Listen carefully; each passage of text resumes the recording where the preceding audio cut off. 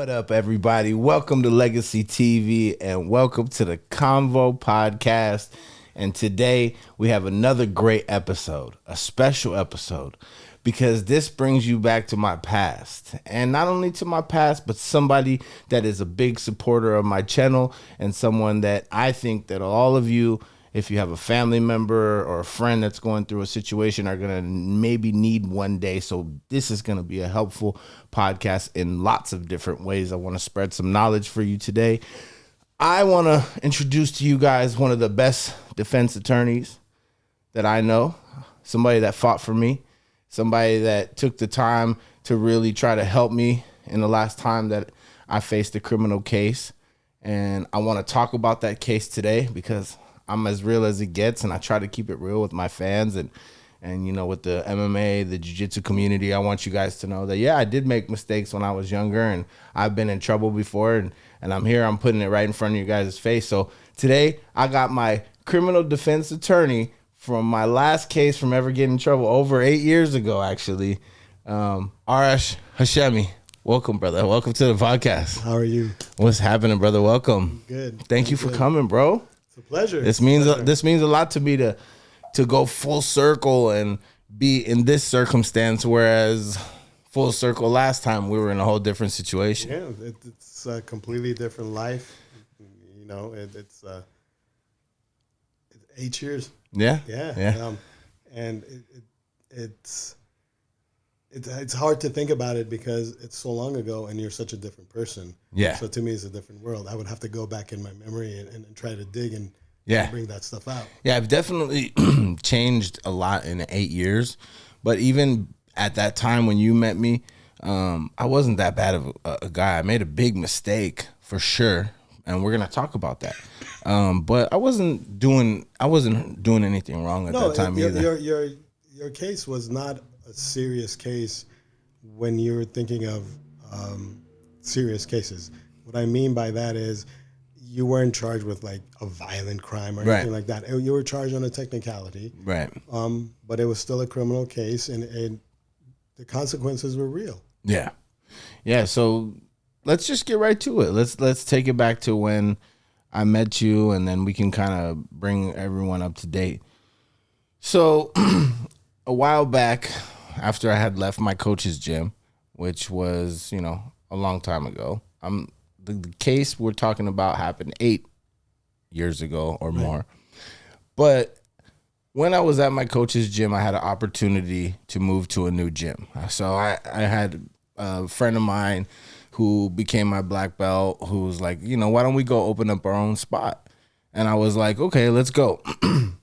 And so he spent, you know, over 30 grand plus to build out this beautiful gym for us in Irvine, California, nice gym. And we go, and, you know, one night there's like a robbing there, and there's guys outside arguing, and somebody had pulled guns, and there was all kinds of crazy stuff going on in that little area. So I had actually reached out to one of my students at the time that was a police officer, and I asked him, I'm like, is it okay if I get a gun? And he's like, you know, you're not doing anything wrong, but you technically cannot have a gun because when you were younger, you have a strike. Which I also want to get to ask you about that today too, for, you know, for the audience and for myself. Right. But yeah, so I'm not allowed to have a gun. So I was like, man, what if something, you know, happens and I had little kids, and, you know, I had 3 little kids at the time. And I was always just leaving the gym by myself at night and things like that. So I was like, what if, you know, something happens and, you know, I'm with the kids or something, and I got to protect myself. So I went about getting myself a firearm, and I loaded it, and I kept it with me at the gym. And usually I left it at the gym, and sometimes I would take it with me walking to the car, and then it would end up with me to home and back to the gym, stuff like that. So just for protection, right? It's not like I ever used it or anything. So one day I go out, and I happen to have it with me. I had nowhere to put it, and I just happen to have it in my pocket. And when I have it in my pocket, I remember we get to a hotel. We're gonna stay at this hotel. We check in. We go to the room. Everything's good, and then I'm realize I haven't ate dinner, so I want to go get dinner. So I start walking from the front of the hotel room. You were going to Denny's, right? I was going to Denny's, yeah. And as I was going to Denny's, I feel like a car pull up, right? You can feel the car pulling up behind. You can feel the heat of the car almost, and you can see the dark lights, but they're not on all the way. And I hear the doors open. I hear two doors open, pop, pop. I'm like, what the hell's going on? So I turn around, and then all of a sudden there's two police officers coming at me very fast, and they just start talking to me. Hey, how you doing? Before I knew it, they were like right in front of my face, and so as soon as the guy gets in my face, he's like, have you been drinking? Have you been smoking? And I had. I wasn't going to lie to him. And, once you start lying, it's going to become more of an issue. So I said, yeah, but, just had a little bit to drink. I wasn't drunk. I hadn't done anything wrong. I was just walking to get food. And he's like, oh, and you smoked some weed? I said, yes, I did. I have a medical card in my wallet for that. And I've had one since they came out because of my bulging disc in my back and my neck. So I was always allowed to have marijuana if I wanted to. And so I told him that.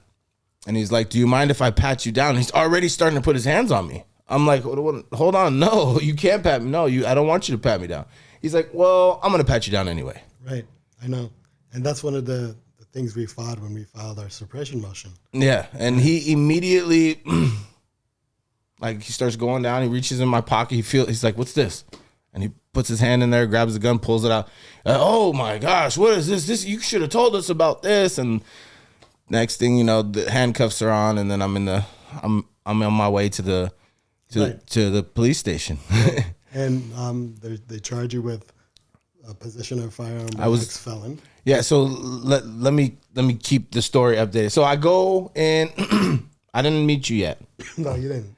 I was, I remember the drive on the way to the police station. I'm thinking to myself, am I going to get in trouble? Did I do something wrong? No, I didn't. I didn't hurt nobody. I wasn't going to do anything wrong with that gun. I was only protecting myself or somebody. But then I realized in my head, like, wait a second, you're not supposed to have a gun. This is bad. And so I'm like, oh my God. So then it's starting to set in. And so I get to the police station and I call my family and I tell them I'm in jail. What happened? What, are you kidding me? Like, people are shocked. I'm a black belt. I'm like, I'm doing good, positive things. I'm going back to my continuation school, doing speeches and giving people free months at my gym. Like, I'm doing all good stuff. How am I in trouble? And so, my family's like, okay, and I hang up, and then I'm, transferred to the main, and I'm back in the cells again. I'm like, oh my God, here we go again. I think I was there about 6 days, and then, I had been, calling, telling them, can you bail me out? I had money, so I could afford my bail, and whatever I didn't have for attorney, I was gonna, help pay for. And as soon as they called my name, I knew. I was like, okay, great, I'm getting out on bail. So I got out on bail, and that's when I met you. Right. That's when I met my defense attorney, Mr. Arash Hashemi. You got to say it like that. And he's Persian like me, y'all. So that was another cool thing. But yeah, I met you. I came to my parents' house to meet you. I believe was the first time we met, right? Yeah, I remember I was at your parents' house, your mother, father, and I think your uncle. Yeah, my uncle. Yeah, he was there as well, and you just kept it kind of real with me, and that's what I respected. Is like, you regardless, I kept trying to make it seem like it was okay for me to have a gun, but you kept reminding me that no, you can't have a gun, and it wasn't registered. Right. And regardless of whether they had the right to search me or not. Well, here's the thing. What I was trying to tell you is, and whoever else is listening in the same situation, if they charge you with ex-felon with possession of a firearm, it doesn't matter if you have a right to have a gun, because you're ex-felon, you can't have a gun, right? So even if you're not doing anything, even if the gun is not loaded, you have a gun. You cannot have a gun in your possession. So we weren't trying to say that, no, you have a right to have that gun because you didn't, because your case would be slammed shut, right? Right. We were trying to say they didn't have a right to search you. They didn't have probable cause to search you. And I was trying to make you understand that look, this is what our case revolves around. The suppression motion, whether they have a right to search you or not. Yeah. If the judge agreed with us that they didn't have a right to search you, then everything that's a result of that search is called the fruit of the poisonous tree. So if the tree is poison, that means the search is poisonous. The fruit of the poisonous tree is not allowed. The evidence obtained with an illegal search is not allowed. The gun was found during that search. And if we could see it, we could make the court agree that that's an illegal search. Whatever evidence, including the gun, can't be used, they don't have a case against you. So that's what I want to make you understand our case revolved around. Yeah. Because we weren't trying to prove that you have a right to have a gun. We were trying to prove they didn't have a right to search you. Yeah. Right? And we didn't succeed. However, well, let's not just say that. Let's get a little bit deeper into it. Okay. Because I kind of felt like I succeeded in a way. I remember you were like, yeah, we're gonna file a motion to suppress. I was like, yeah, fuck that. We're gonna file a motion to suppress. I was telling people they did me wrong. I was like, the police had no right, and I was like, I kept telling myself like, yeah, I'm getting there. They didn't have a right to search me, and I really genuinely did think like they didn't have a right to search me. I did too, and like I didn't do anything wrong. I wasn't exhibiting any behavior that I didn't talk to nobody. I didn't do there was nothing that they could say that I did physically to give them probable cause. To give them that's a probable cause. That's right. what we were arguing. Exactly what you said. Right. You gave them no reason to have probable cause to search you. Right. And because they had no reason and no probable cause to search you, that search is illegal. Therefore, any evidence found from that search is illegal. Fruit of the poisonous tree. Yeah. So when I got out on bail, I don't remember. I think we went and said we were not guilty right off the bat. Right. At the arraignment, we said we were not guilty. That was the first thing that we did. Right. And then you were like, okay, so now we're going to do the motion to suppress. And then you tried to get all the footage. Right. And you got the camera footage. I remember you said you got the vocal. I remember you even had sent me the. I was talking a little bit too much on the way to the police station. Right. But like I wasn't really saying nothing. But like on the way to the police station, you could hear the vocals. So we got the. It was very muffled, a lot of it, but we got the vocal and whatever. If there was any video footage, we got all that. I don't think I've told you this, but my office, we keep all our records digitally as well. I bet you those videos are somewhere in the archives if you look for them. Yeah, it's in the past, but Yeah. I want to put a closure to that whole chapter and not feel like not only am I doing that today with having you on the podcast, but it's also reminding myself again that, like even when you think like, you can do something that's not wrong, like you got to follow the right path all the time, no matter what, and keep it like that. And you won't deal with situations like this. You're absolutely right. But don't forget, the justice system is also, people think it's not unfair. It's very fair, right? You messed up. I did. They said you have to pay for it. Right. But they realized all the good that you've done.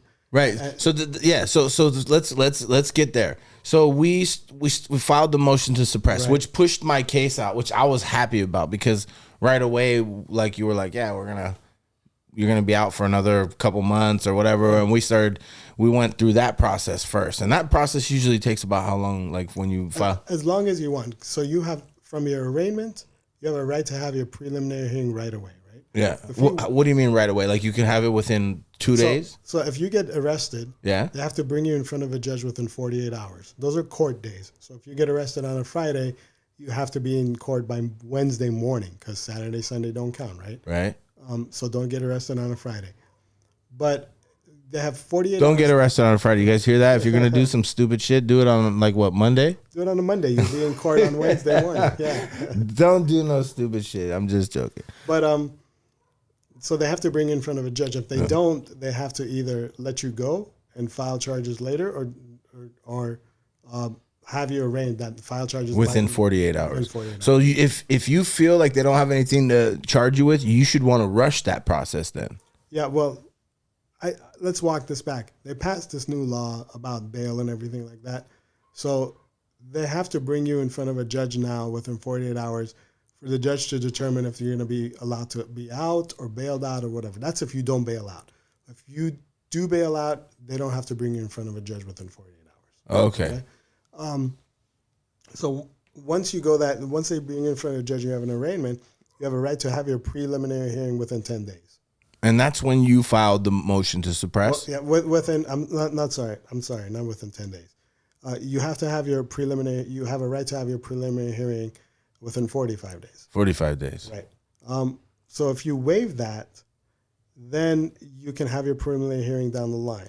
So we wanted to waive it. We wanted to waive that time, that statutory time, because we wanted to get more evidence. We wanted to write the motion. We wanted to do our own thing. So that takes as long as you want it to, as long as you're willing to waive time. Okay? Isn't that kind of crazy? Like, I could have just kept waiving time, and I'm sick. I've got this going on. How long is the maximum can somebody waive time for if I wanted to? As long as the judge allows it, depending on the case. What's for example, what have you seen has been like the longest a judge? I've waived preliminary for about a year. Damn. About a year. Waive my shit off for a year. Yeah, first. but those are serious charges. For real, yeah. Those are serious charges, so the court understands that you're not ready for it. You have so much evidence, like a murder case, right? Yeah. You got to get all the evidence. That makes sense. Yeah, but for your case, there's only so long. Right? Yeah. The judge wants to know, have you gotten all the evidence? Have you gotten the video? Have you gotten the audio? And have you had time to review it? Then if you say, no, I haven't, he'll give you some time. But let's say it's been like 4 months and you still don't have one CD. He's going to say, no, you got to have this preliminary hearing. Yeah. You got to do it. Yeah, you got to show them that you're making an effort to get shit done. Right. Otherwise, they'll be like, you're just playing around. Right. Okay, I see what you're saying. Okay, so then we filed the motion to suppress, which then that turns into just 1 day at court? So, no. What happened is we filed the motion to suppress. It's usually heard on a court date, right? Your next court date, you have to file it within a certain period so you have enough time to notify the court, notify the other side. The judge combined our motion hearing day and our prelim on the same day. So he heard the motion because if that motion would have been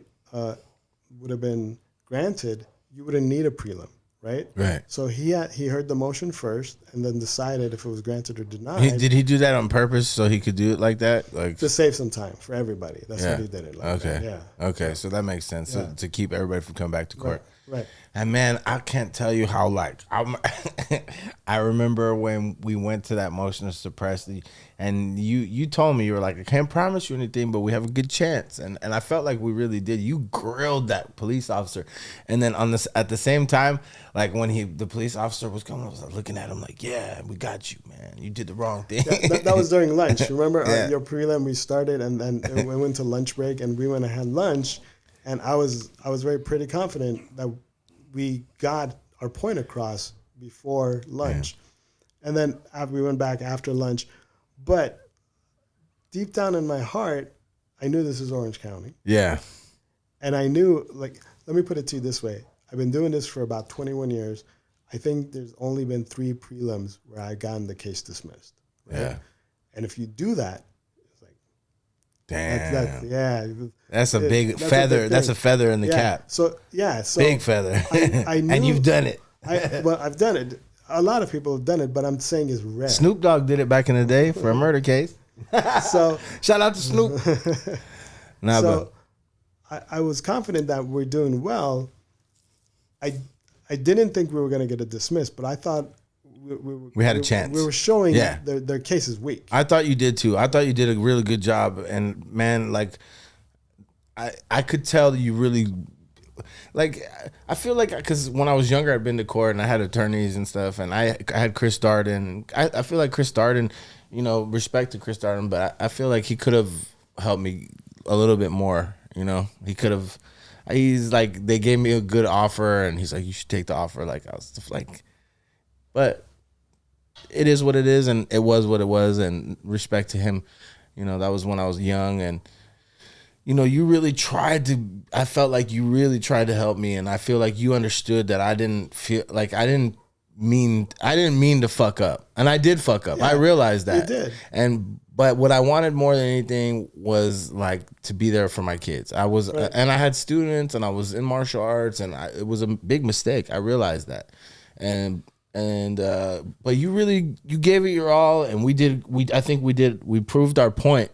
Whether the judge said yes or no, I think you did a great job of really, showing the judge that, hey, these police officers did not have a right to search me. And I still, to this day, don't agree with that. Just because I might look a certain way, I might look like you don't think I'm a good person because of the way I dress or whatever, I still did nothing wrong. There should be no reason you can just walk up on me and start touching me.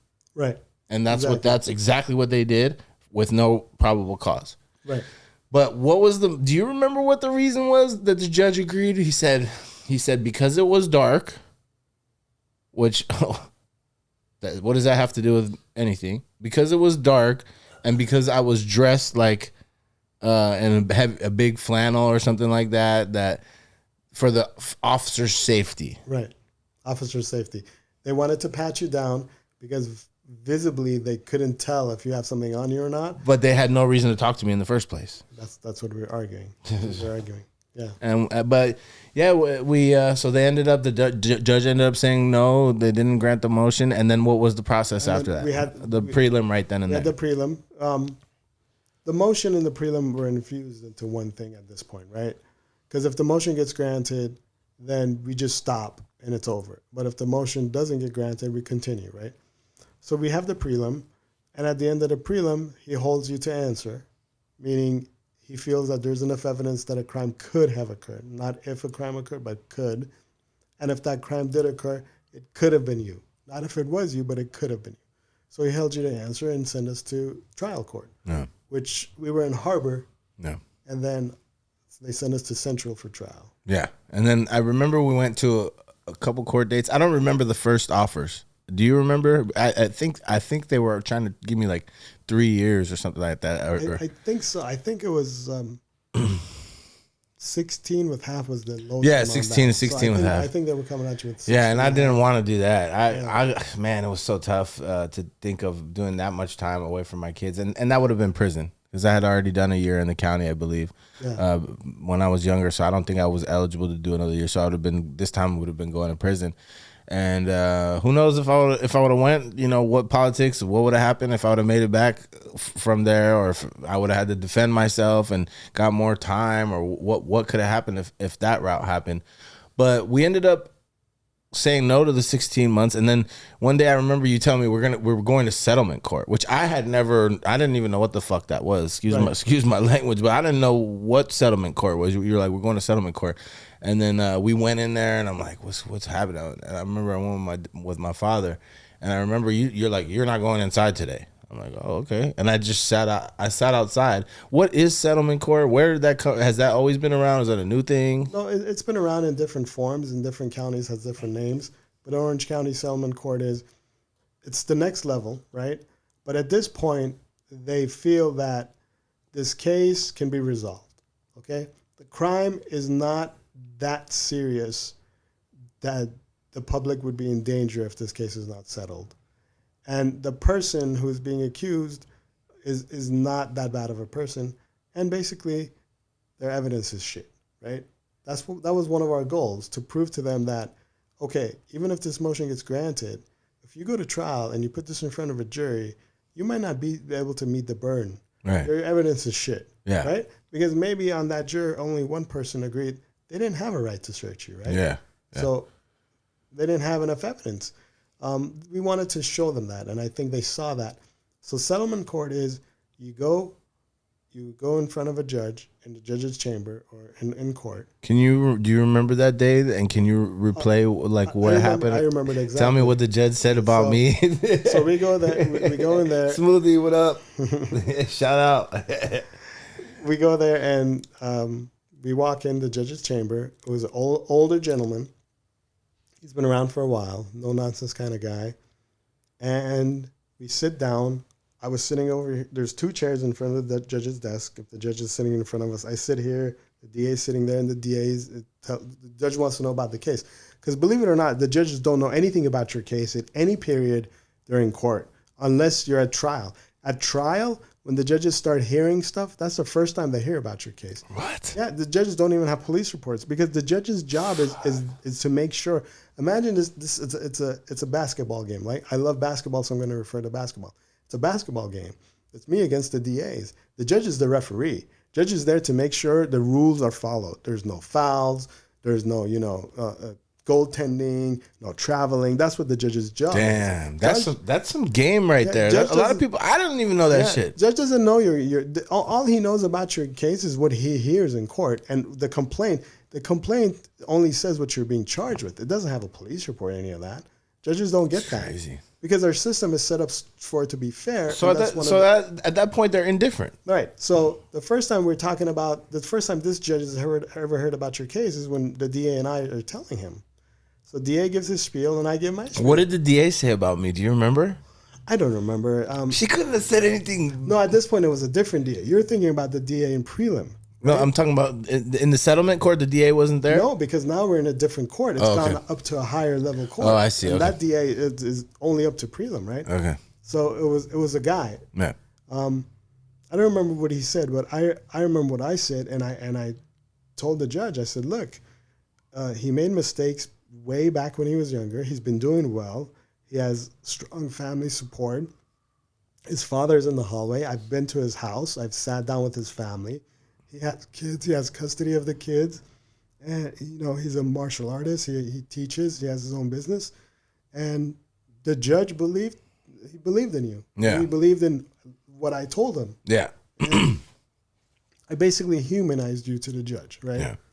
Because I know you. I've sat down with you. Judge doesn't know who you are. You're someone on paper. Yeah. It's my job to tell him who you are. That's what I believe. And he listened, and he saw the case, and he agreed that, yeah, you made a mistake, and technically you're wrong. You violated the law, but you should pay for it. But you're not a bad person. A risk to society, someone that should be in jail for a long time. And you've been doing really good, so you should be rewarded in a way, right? Okay. So instead of giving you a big punishment, he gave you the offer that you accepted. Which was 6 months with half. 6 months with half with 3 years probation. Yes, 3 years felony probation. So that's your prize, but your punishment at the same time. Punishment, yeah. I didn't want to do any time. And I had been, and going back to jail, like, I didn't want that at all. Right. But I mean, I knew at that moment when you came out, I was like, this is the best it's going to get. It's only from there that's going to get, there's no less than 3 months for a gun, Right. And I remember I looked at you and I thought about it and I was like, you know what, I can do 3 more months and that'll be the last 3 months I ever give of my life to the system. Right. That's what I was thinking in my head. Right. I said, I've been there before multiple times and I know what it is and I'm older. I can get through this. And so that's why, it didn't take us long. I said, okay, let's sign. And at that point, we signed the paperwork. And when you do that, you basically are saying you're guilty and, you're taking their deal. And I had, I believe, a month or something to turn myself in from that day. Yeah. Because, they give you a little bit of time to get your shit together or whatever. Exactly. To be ready to go to jail. That was the hardest month of my life. Every time I would hang out with my kids, I would look at their, faces and I would drop them off with the mom, the 2 younger ones. And I literally cry on the way home thinking about those 3 months. It was the worst month. And yeah, I didn't really catch you up on what happened after that. It was like it was crazy. It was like, that was where you were done with my case because that was your job, and the rest was on me. And this was for you for you people that are out there, making mistakes still, which I don't make mistakes anymore. I won't do anything to jeopardize my freedom, or there's nothing worth doing anyway in the first place. But yeah, so I go in and I already knew, as soon as I get there, it's going to be the politics. I have to be a part of a race because I've been there before. And I got to be a part of a cart and all that. And soon as I get in there, because I'm older, because I'm from where I was from when I'm younger, and because of the politics, I immediately become part of the politics. I end up becoming the right hand man for the race, and I didn't want to be involved. But I thought to myself, look, I want to at least get out of here. This one last time, I want to get out of here safe. And it's better I be involved, and that way I keep my people in line and keep them from crashing, and there be a riot and something bad happen, and that way I can go home in peace. So I do it. I do a good job of it. I become the man. They call in there the keys. You have the keys, and I end up having the keys, and I'm just, when people come in from your race, you tell them, here, this is where you bathroom you use. These are the showers. You don't steal from these people. You got an issue just basically overseeing your people, make sure you guys don't get in a riot or whatever. If someone's hungry, you give them something, you make sure they eat, like keep shit from happening, right? Enforcer in a type of way. I don't want to have nothing to do with this shit, but if I'm going to be there, I want to be safe and get out. So I have the keys. It's my birthday. I have I think about a month. I think I had 42 days left, and I'm playing cards because in there I have to run with the brothers. So I was running with the brothers, and then we played cards with the others and the Asians, and we're in the middle of this day room area playing cards, and there's this kid that had come in earlier from our race, and he's brand new. His eyes are like this big. He's scared, He's just never been to jail before. And he's like, I'm hungry. I was like, here's some food. Listen, this is where I show him everything. I take him to where he's going to just relax. If you need anything, come talk to me. An hour goes by. I'm playing cards. I'm thinking to myself, something's going to happen with this kid. I can feel it. I hear noise, and then I look up and I see someone running 100 miles an hour up the top tier. You just drilling this guy up there. Lots of people. And then I hear one of the people I'm playing cards with. Is that the Woods? Yeah, it's the Southsiders in the Woods, because they had just had a riot recently. And I'm like, nope, that's a brother. And then I'm getting up at that point because I'm getting ready. And they're like, no, it's not. I'm like, yep, it is. And then you hear Woodpile, Southside, Paisanos, and then they just start coming from everywhere. They just, I'm in there in the table, and I got 15 people with me, and the whole jail just starts running at you. That's just the way it is, and that's always how it was when I was locked up when I was younger. And so I turn to my right. You got to defend yourself. You got to fight, and if you don't fight, your own race will get you afterwards. So I turn to my right, and I start, I know how to fight. So I start hitting a couple people. Boom, the people start moving away. I turn to the other side because I can feel people coming from the other side. I see there's a chair there, and I grab this plastic chair, and this dude's running up. The first dude that came up, I smashed this plastic chair on the guy's arms. Boof! It flies everywhere. The other people move away, and then the police come in, and I'm like, yes, I didn't get touched. The police come in, they start pop, pop, pop, pop, pop, pop, spraying everywhere. Get down! And they spraying those pepper ball things and hitting everybody. It's just smoke flying. It's fucking nuts, bro. And yeah, so I'm on the ground, and luckily for me, I didn't have too many any marks on my fists or anything. So they send me back to my bunk. People that have marks, they take them out. They start dragging people out, arresting them, take them to the front, and charging them. So they call me out about 10 minutes later. I don't know how they find out, but they know I have the keys for the race. They ask me, everything's okay? What's going on? Are you guys going to be able to, is it going to keep rioting? I'm like, oh, we're trying to work it out. Da, da, da, da. So they send me back in. Then they call me out again. They send me back in. We don't know if there's going to be a riot. They call me back in. Then they arrest me again. They take me back up to the front. I'm like, oh, shit, what's going on now? And then I get into the holding cells. I'm there for an hour. 2 detectives come in. They said, you're facing some serious charges. And I'm like, well, why did you try to knock the guy off the top tier? What do you mean? That wasn't me. I'm like, you guys got the wrong guy. It might look like somebody else. And then I told them, I was like, I was here. This is what I did. So then they go back, look at the cameras. They come back and they're like, here's what's going to happen. You're not going back to the dorm. You use the chair. You're a threat to the dorm now. Da, da, da, da, da. So they put me in 23-hour lockdown after that on my birthday. And then happy birthday. Yeah, what a great birthday, right? Fucking A. I couldn't wait to go home, and then this happens, and then the rest of the time I'm in there, I end up in a cell with a guy named Cuckoo. His name was Cuckoo. He was facing life. What was his last name? I don't remember, bro. Sabzi?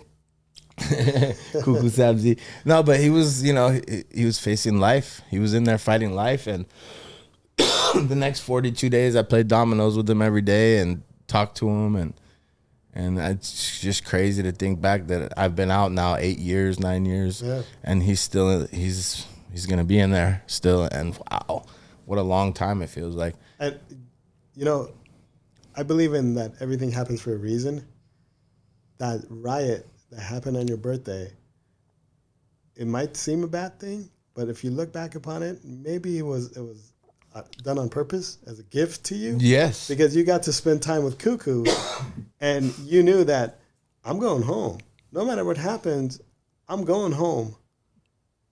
Cuckoo's not. Cuckoo's not. Yeah, I remember thinking that every day, bro. Yeah. What a crazy thing to wake up to. Every time I'd get up and play dominoes with him, I'd think he'd be like, "Oh, you only got a few more days now." And he would tell that. He would say that to me. He'd be like, "What you got now? Like 22 more days? I ain't gonna be playing dominoes with you no more." And he was a cool guy. I don't know what he did. I'm not gonna judge. God is his judge. And it's out of my hands. I'm no business, and I don't want to know what he did. And I never asked him. It was none of my business. I never talked to him about his case. And you don't do that when you're in there. I mind my business. I just was his celly, and that's what I was. But every day I would think like, damn. And I remember he was getting sad as I was getting to leave because we'd have good conversations. I would tell him about my rap. He's like, let me hear some raps. And I would rap to him like, damn, you're dope. And you're Persian too. And so, yeah, man, it really hits home. And it really, like, I remember when I was leaving, he's like, as I was rolling my stuff up, he's like, don't you ever come back here, man. I'm gonna be here for the rest of my life. He's like, you go make something out of your life, man. You get to those kids that you got sitting up on your bunk and be there for them. And I thought to myself, I was like, man, this guy, man, he's that riot was your birthday gift. Whew, man. And when you opened up the box, Cuckoo was inside. Yeah, Cuckoo was great. And Cuckoo has helped you stay out. Yeah, he has. I'll never forget him, man. And, when I got out, I put some money on his books, and I sent him some books for a while, and I don't know where he got transferred to. I sent some stuff and it got sent back. So, but, yeah, man, it just goes to show you, man, your life you make a decision, and the wrong decision, you could pay for the rest of your life. Yeah, like that. We talked about it. A split second, it's a cliche, but it's not. People say that all the time. Any decision you make, any split second could change your life. Yeah, I remember one time I was at a light. I had got pulled over on 1st and Grand by the DMV, and it was in Santa Ana. And over there in that area is kind of a little bit ghetto. We had a recording studio, and it was me and my homeboy Damo in the passenger seat. And I was about to I was about to get my driver's license, and the police officer shot into the car because I went to reach for my driver's license. And it's just like things like that always remind me, like, man, it's just like any little mistake you make, you can pay with your life. That's why nowadays, like, if I'm pulled over, I'm very respectful towards the police, and I never try to flex on the police, and the more easier you make it on them, the more easier it is on you. They should teach that in public schools. Yeah. How to deal with police officers. Yes. Not because it's just the way it is. Like it's different ways, different professions, you deal with them differently. And if you deal with them the way you're supposed to, then you'll have no problems. You treat the police with respect, they'll treat you with respect. Right. And don't trigger them. Right. They're trained. They're trained to spot any suspicious activity and trained to spot anything that might endanger them. So they're going to react. If they think they're in danger, they're going to react. The reaction, you might say, well, the reaction is not appropriate. why even try to see what the reaction is? But I have a question for you on that. Like, why? Okay, so why do some police officers are they allowed to approach my car with their hand on their gun? Because I've had police officers do that to me multiple times when I haven't done anything wrong. It's not you. It's not you. They're not approaching your car with their hand on their gun because it's you. They're approaching your car with their hand on their gun because that's what they're taught to do that. Because they don't know who's in that car. They don't know you. They don't know who you are. Yeah. They pulled you over and they want for a ticket. So they are allowed to do that, technically. Yeah, they are. And I'll guarantee you that they'll come. Some of them are casual. Some of them aren't. Because they're scared too. They approach your car if they see like they have no reason to worry about. If your hands are on the wheel, your windows rolled down. Hello, officer. How are you? They have no reason. That hand will come off their gun in a second. And then so if I get pulled over, what are my rights?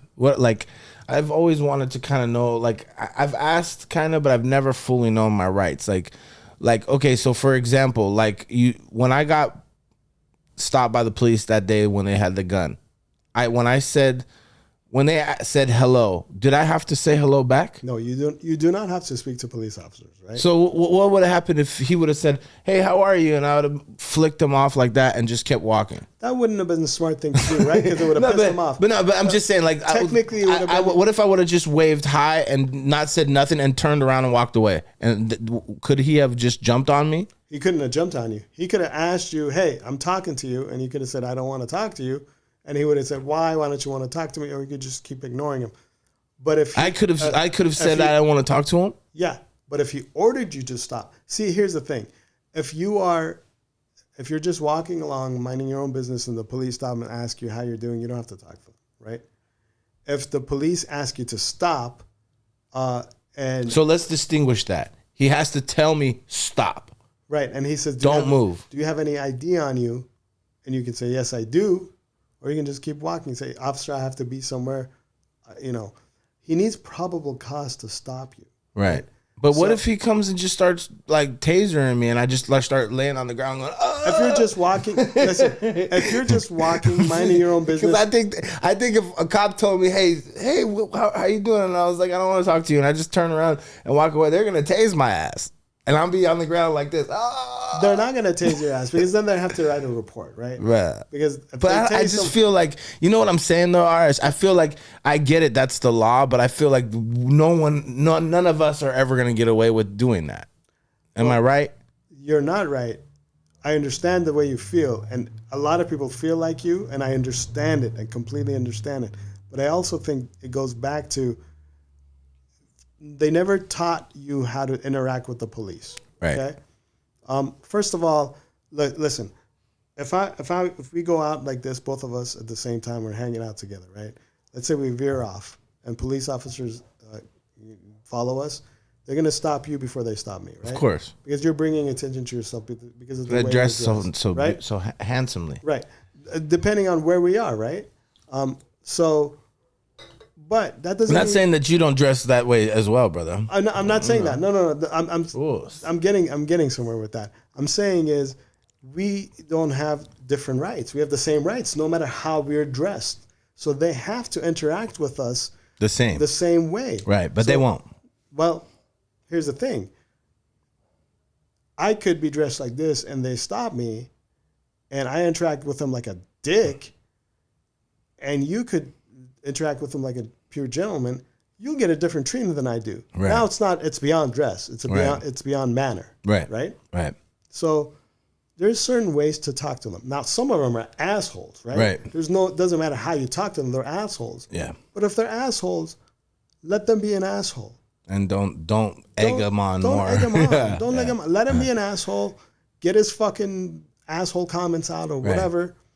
So end of story. You do not have to talk to them if you don't want to. You can refuse to talk to them, and then if they tell you to stop and give you your ID, you have no choice. Well, it depends on the scenario. Look, this is a lawyer's favorite answer. It depends. Right.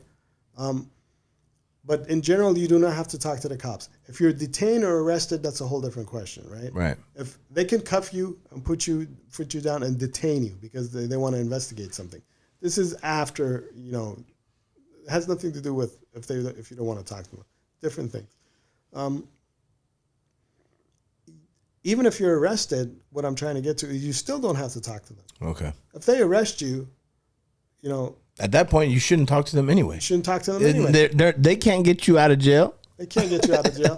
It's not going to make a difference if once they put you in handcuffs, you should zip it up, right? Yes. Once you're under arrest, yes. Definitely zip it up. People go, well, he didn't read me my Miranda. He doesn't have to read you your Miranda. He can arrest you, not read you your Miranda, take you to the station. Someone else could read you your Miranda. Because you know why? Yeah. They don't have to read you your Miranda rights when they arrest you. They have to read your Miranda rights when they want to ask you questions. Food for thought, people, wisdom. So some people get arrested. They're put in the back of the squad car, and the cop goes, "How you feeling today?" Right? He's not questioning you on the case. He just asks you how you're feeling today. Some people start talking, and they start saying all that, their whole life story. Shit that they don't need to say. All that is admissible. Yeah. Well, he didn't read me my Miranda rights.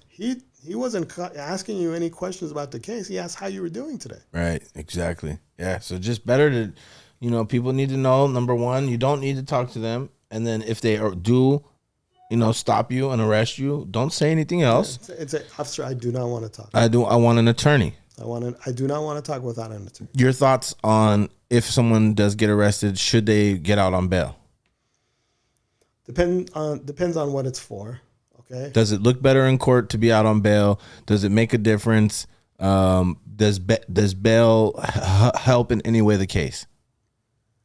Depends on the case. Again, look, if we have a case together and your case is very serious, I want you out because then I can have access to you. That way you can help me with your case. Right. Because if I want to talk to you, want to interview, see your side of the story. Yes. And if the case is going to be one of those cases we talked about where it's going to take more than a year or two, I want you out on bail. Yes. But if your case is it's not a big deal. It's not a big deal. It's going to be like time served. It's going to be time served. Yeah. You'll see a judge within 48 hours, and the odds are they'll let you. They'll all are you. Right. Right. So the importance of the case would be whether you think a person should be out on bail. If it's more serious, definitely get out on bail, and if it's not, handle it that way. Yeah, it's something you have to decide on your own. Right. Now, and then another question for you, important as we get closer to getting to your information, because I think everyone should have an attorney. In my opinion, getting out on bail was very important. I felt like being at home with my kids during the time that I was fighting my case was more peaceful. You kind of prepare yourself for doing time if you're going to do time. So that's my thoughts on bail.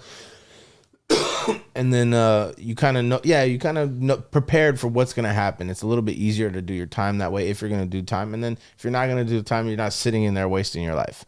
A lot of people end up doing many years in the county or inside of a cell, and then their case gets dismissed. And if they would have got, that would have never happened if they got out.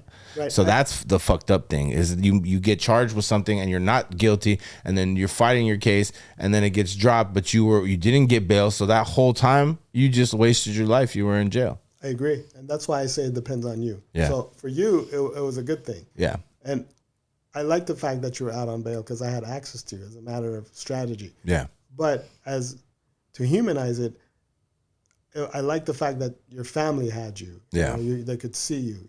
Yeah. And I like the fact that you had a clear mind. Yes. Now, if my client has a clear mind, I can help him make decisions better than if he doesn't have a clear mind. Right. Because if you're in there and all you think about is you want this to end so you can get out, you might just say, no, I want to take a deal. I want to take a deal. I want to take a deal. Yeah. Or you might not listen to me. And if I want to put you on the stand, you're not ready. Whatever it is. You need to have me ready. I 100%. Now, my last question, the most important question.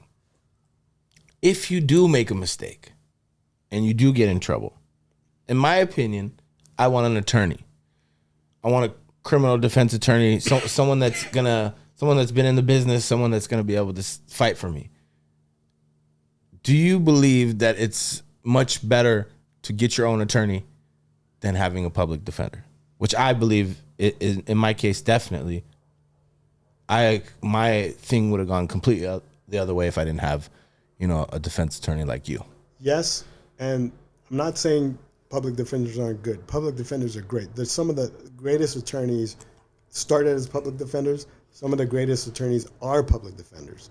So I'm not saying public defenders are not good.